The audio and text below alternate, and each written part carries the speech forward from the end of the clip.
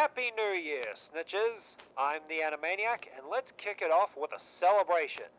This year marks the 20th anniversary of the New Zealand animation studio, Mukpuddy.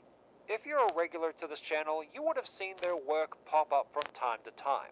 It was founded in 2002 by animation college dropouts Ryan Cooper, Alex Layton, and Tim Evans, spending the first 4 years of existence making web shorts that I can't find nowadays, before getting their foot in the door with their first show on What Now in 2006.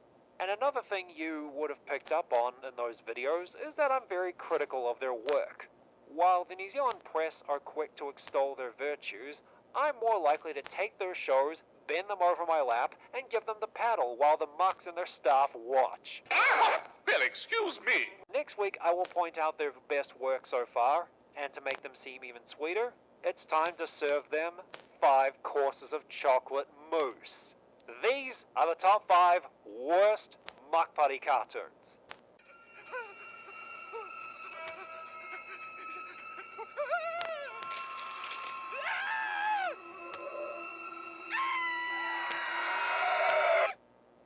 Quimbo's Quest.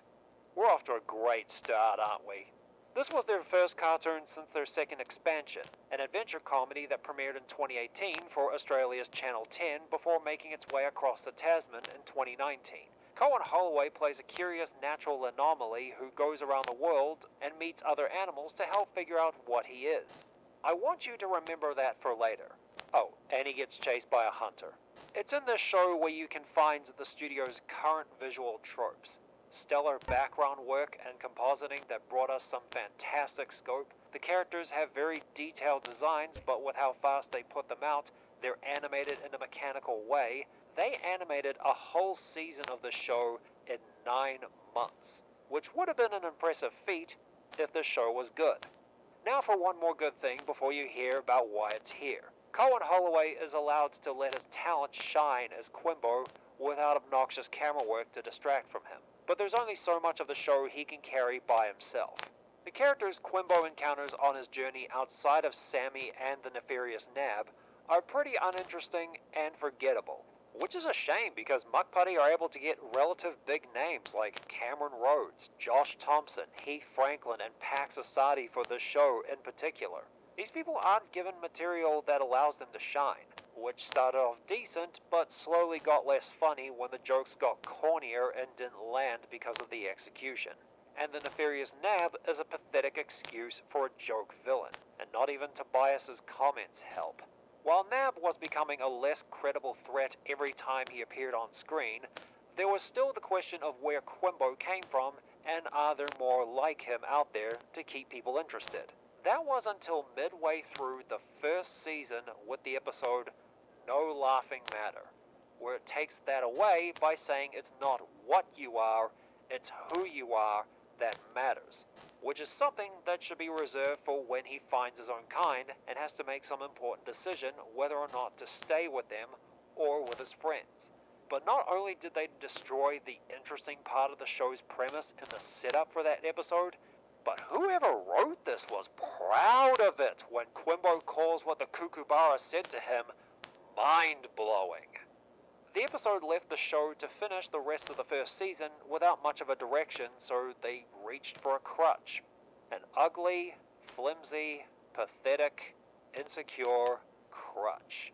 And any attempts to make it last ended up muddying Nabby's role as a villain. There's no point in it getting another season because too much damage has been done. Oh, Quimbo, can you find it in your heart to forgive me for putting you on here?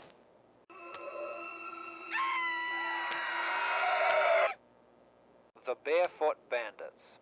They're Mukpuddy's first full-length show after putting out work for TV and online for years, premiering on our own TV2 in 2016. It was based on a Christmas special they did in 2012 about 3 kids who embark on adventures around Narrow Island, exploring every crevice to find oddities.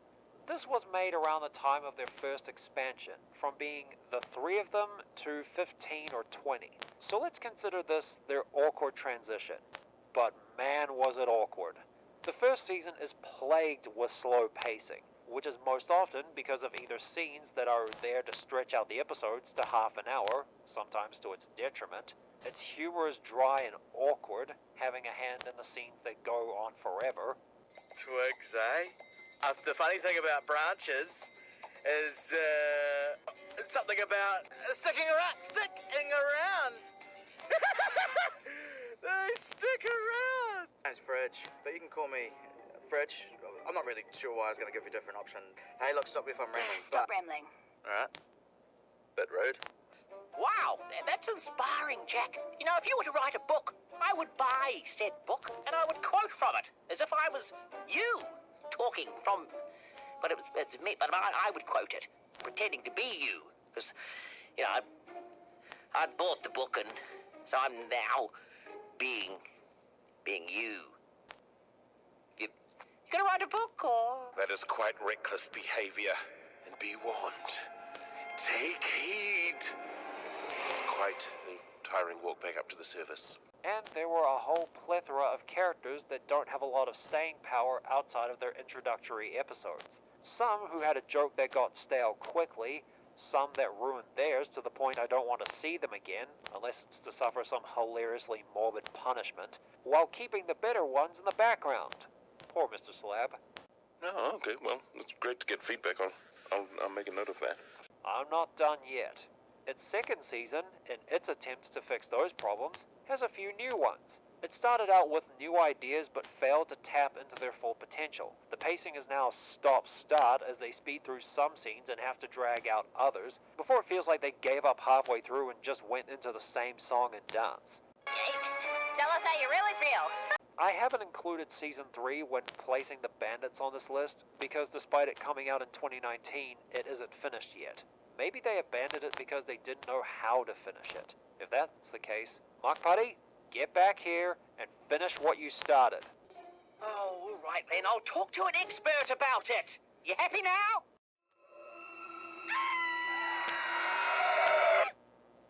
It's sThePughs.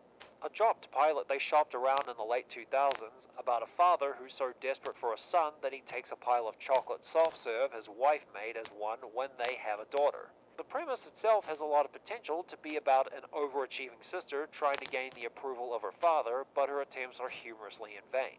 But the episode where they go to the beach and a bunch of things happen doesn't present the prospective series well, and the humor is either throwaway or a little gross. Oh, damn it! Oh.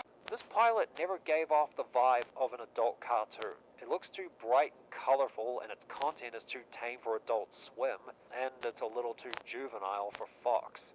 sThePughs could also outbland the Flintstones. When your sitcom is unfavorably compared to one from the 1960s on the cusp of the 2010s, you have a serious problem.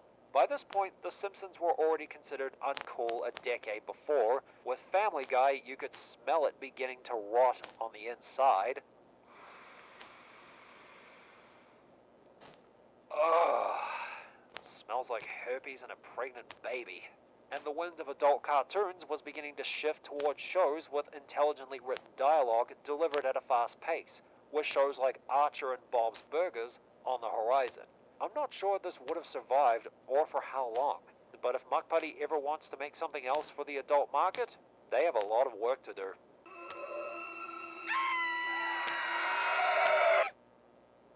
We all had to start somewhere.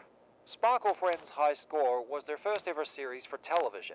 It aired as a segment on the Sunday morning kids show What Now from 2006 to 2011. It starred the hosts of the day as children who order a creature that spews the signature fluid of What Now, Gunge, turning everything it comes into contact with into an exciting version of itself.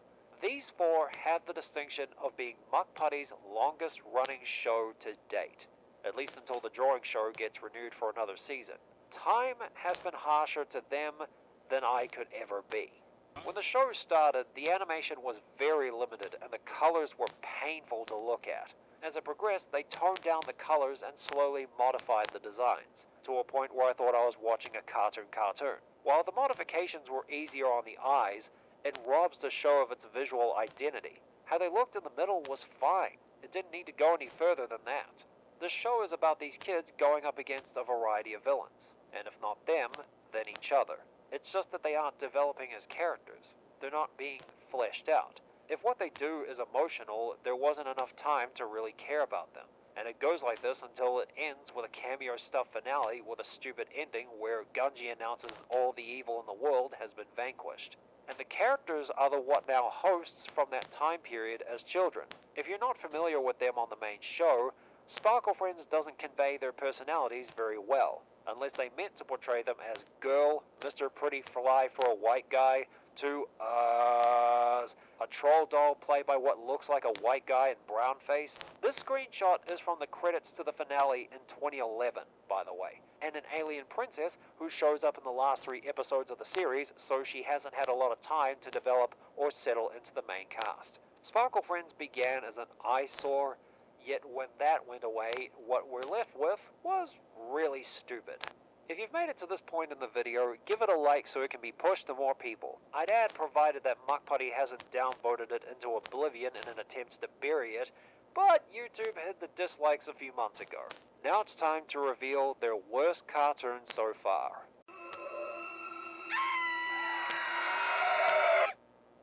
Jandal Burn. Now stop me if you've heard this before. 2 slackers in their 20s working at a minimum wage job get into hijinks. Based on that description, your first thought would be regular show. But with this, you take off 4 minutes from each episode, the characters' charm and likability, the humor, the epic adventures, mostly because the budget wouldn't allow for it, and the sense of danger for our heroes, not just in the adventures, but also their livelihoods. Mordecai and Rigby at least cared enough about that to not want to get fired. These 2 couldn't care less about what happens to them, and if they don't care, why should I? You potty pooper? Jandal Burn has episodes that are easy to make good, and the direction to take them there is obvious, but they don't do that. Others that required more time or to be more focused, others that came off as them farting around until they stopped, and when it looks like it's got its act together, it ends with an anticlimax. And that's what happens in the first season. I plan on talking about their second season in a separate video next month. Now, to let you guys in on a little secret. When I was going through Mukpuddy's catalog for these countdowns, I ranked Jandal Burn as the second lowest. The lowest being Sparkle Friends' high score. So why is Jandal Burn number 1 on this list when Sparkle Friends is technically worse? One reason. Sparkle Friends was their foot in the door. They lacked experience, and it showed. You can forgive them for that. Jandal Burn is them 13 years into the game with over 50 talented people behind them. To wrap this up, Mukpuddy at this point should know better. As difficult as it is to believe, given my comments about their work, they're better than this. And in 2 weeks, I'm going to show you how they are better. I'll see you next time.